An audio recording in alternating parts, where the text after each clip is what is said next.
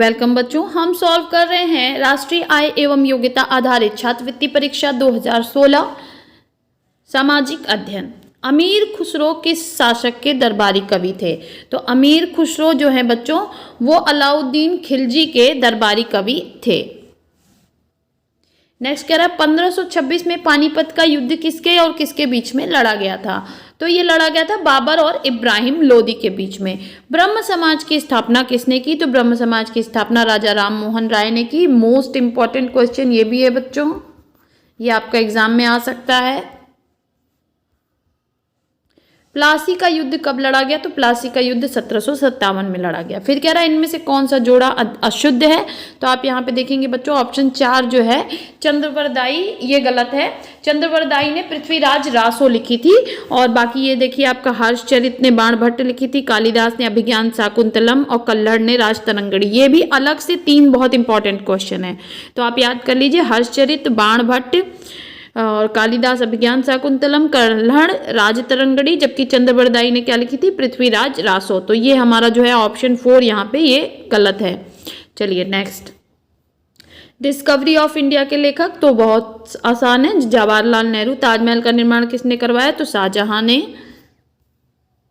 निम्नलिखित में से कौन सार्क का सदस्य नहीं है? तो आप यहाँ पे देखेंगे कि जापान जो है वो सार्क का सदस्य नहीं है। पंचतंत्र के लेखक कौन है? पंचतंत्र के लेखक विष्णु शर्मा हैं। ये भी इंपॉर्टेंट है बच्चों।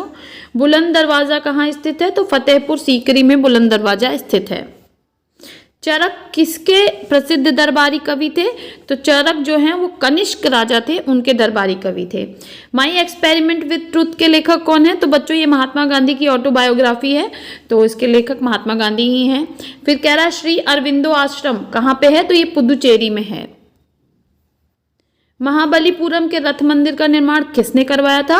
तो महाबलीपुरम मंदिर है बच्चों, इसका निर्माण जो है वो पल्लव वंश के शासक ने करवाया था। चलिए नेक्स्ट, अंतर्राष्ट्रीय न्यायालय कहाँ स्थित है? तो अंतर्राष्ट्रीय न्यायालय हेग में स्थित है। भारत में प्रचलित शासन प्रणाली कैसी है? तो भारत में प्रचलित है संसदीय शासन। भारत के केंद्रीय मंत्री परिषद सामूहिक रूप से किसके प्रति उत्तरदायित होते हैं? तो ये लोकसभा के प्रति उत्तरदायित होते हैं। पंचशील का सिद्धांत किसने दिया था? तो जवाहरलाल नेहरू ने दिया था।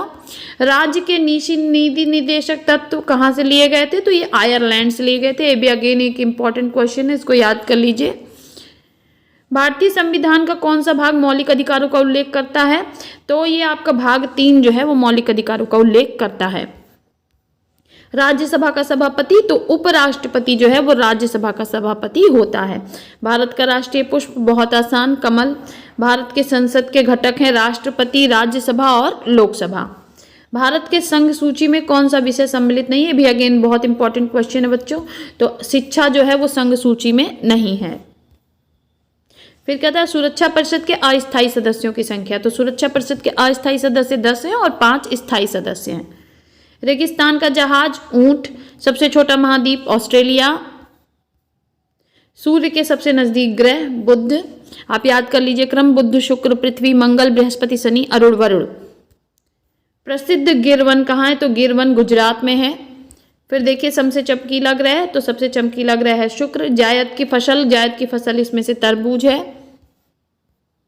श्वेत क्रांति किससे संबंधित है? तो दुग्ध उत्पादन से श्वेत क्रांति संबंधित है। मछली उत्पादन नीली क्रांति से संबंधित है। कृषि से संबंधित आपका भूरी क्रांति है। चलिए, झरिया कोयले की खदान, तो झरिया झा से झारखंड याद कर लीजिए, झारखंड में है। झूम क्या है? झूम एक प्रकार की खेती है। रिहंद घाटी परियोजना कहाँ है? तो ये उत्तर प्रदेश में है। रिहंद घाटी जो परियोजना है वो सोनभद्र जिले के पिपरी नगर में स्थित है। यहाँ पे हमारा खत्म हो जाता है बच्चों, आप इसको याद कर लीजिए और तैयारी करते रहिए। चलिए बाय बाय बच्चों।